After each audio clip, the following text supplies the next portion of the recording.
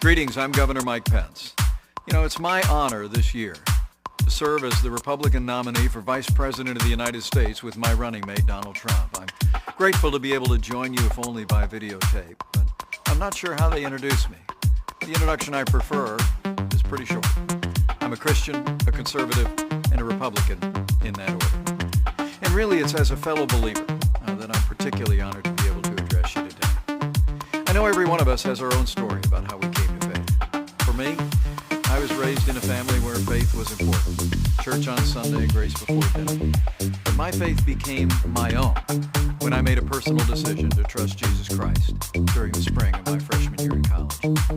That night, my heart was literally broken wide with gratitude and with joy when I came to realize that what happened on the cross, in some small measure, actually happened for me. And I know all of you in the room share that same passion and that same sense of gratitude for what was done on our behalf. Years later, my faith has been tested, relied on more times than I could possibly count. All I know for sure today is I need him more than ever. And he's really the center of my life, and the center of my family's life. You know, God's love really eclipses our faith. As always, he's been a source of renewal, strengthening for this nation and for people of faith throughout our history. In these troubled times, I believe we stand at a turning point. When those who cherish faith, those who cherish freedom, those who cherish the sanctity of life and all the liberties enshrined in our Constitution should step forward and heed the call to action. I joined Donald Trump on the Republican ticket because I believe he has the right leadership and the right vision to make America great again. President Donald Trump will appoint justices to the Supreme Court who will uphold our Constitution and the rights of the unborn. Donald Trump will also sign into law legislation that will free up the voices of faith all across this country by repealing what's come to be known as the Johnson Amendment. The Johnson Amendment's literally been on the books since the 1950s, and it essentially threatens tax-exempt organizations and churches with losing their tax status if they speak out on important issues facing the nation from the pulpit. Donald Trump and I are both committed to work with renewed Republican majorities in the House and the Senate to repeal the Johnson Amendment once and for all. You know, the truth is that a careful study of American history has shown that the strength of our nation has come from our communities of faith. Throughout our history, it's been the voices of faith that more often than not have driven our nation to a more perfect union.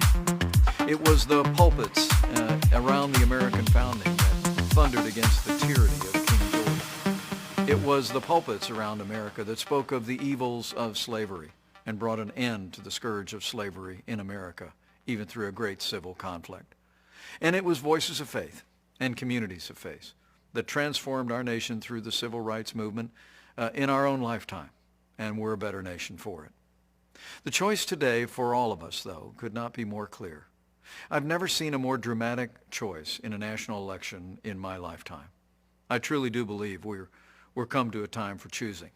And I think it's a time in the life of our nation when people who cherish life, when people who cherish our liberties, when people who cherish the great traditions that are enshrined in our Constitution should come together and support Donald Trump and our agenda to make America great again. In these troubled times at home and abroad, challenging times for American families, I'd like to encourage you to do one more thing, and that is to bow the head and bend the knee in the days that remain in this election. Pray for our country. But as you do so, please pray as Lincoln said was his prayer. Not so much that God would be on our side, but that we would be, in his words, on God's side. Because I truly do believe in my heart of hearts that what's been true for millennia is still true today. That if his people, who are called by his name, will humble themselves and pray, he'll again do as he's always done throughout the storied history of this nation. He'll hear from heaven, and he'll heal our land. This one nation, under God, indivisible, with liberty and justice for all. Thank you for giving me the opportunity to address you today. May God bless you, your families, this community of faith, your church, and may God continue to bless the United States of America.